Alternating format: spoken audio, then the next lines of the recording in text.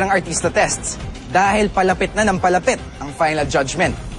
Sumalang sa matinding acting test at humarap pa sa council ang final for boys at final for girls. Bakit kasi hindi natanggal si Nina? I really like her as a person. Pero I think sometimes wala siya talagang energy level. Bakit kaya hindi pa natatanggal si Nina? Parang wala nang buhay si Nina. Sa acting workshop nila with Direk Gina, hindi rin happy si Nina sa performance niya.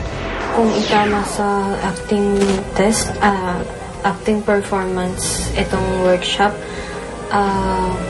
siguro po yung boses ko po, ramdam daw niya po yung galit ko, pero mahina daw yung boses ko.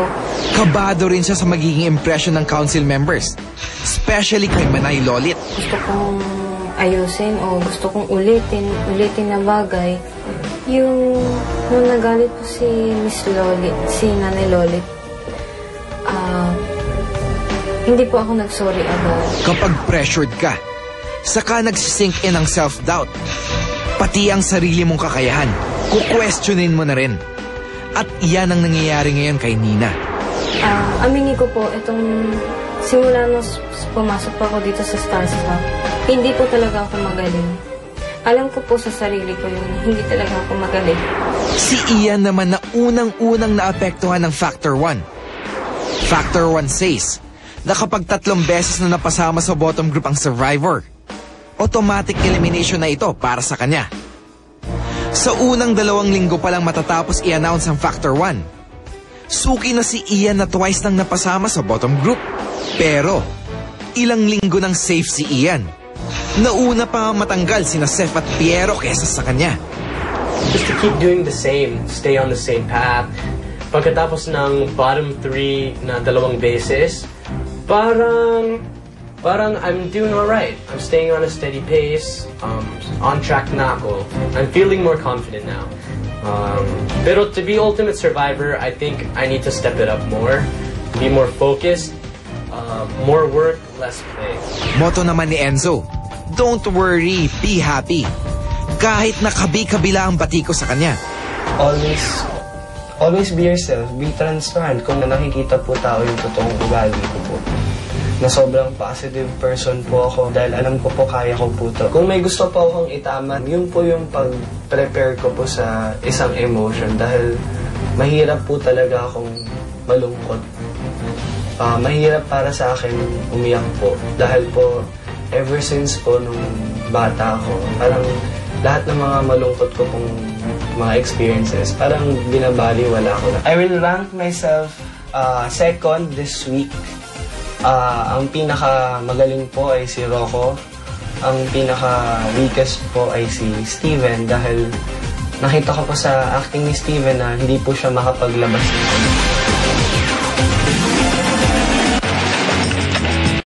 Starshock shoutout! Ang pinaka-may kulo wins. So, who's ready to be a monster? Who is ready to be a monster? Manood po kayo ang acting test with the whole Starstruck Final 8. Makikita niyo po na hindi po kami dito pa-cute or pa-sweet. Exciting to at siguradong magugustuhan. Watch out for it kasi mag-e-enjoy talaga kayo. Sobrang galing. So please come out. Sa mga fans ko, sana manood kayo, astig kayo. Salamat. Talagang may character kami isa-isa, so masashock kayo. Panoorin niyo po sa Sabado ang Starstruck.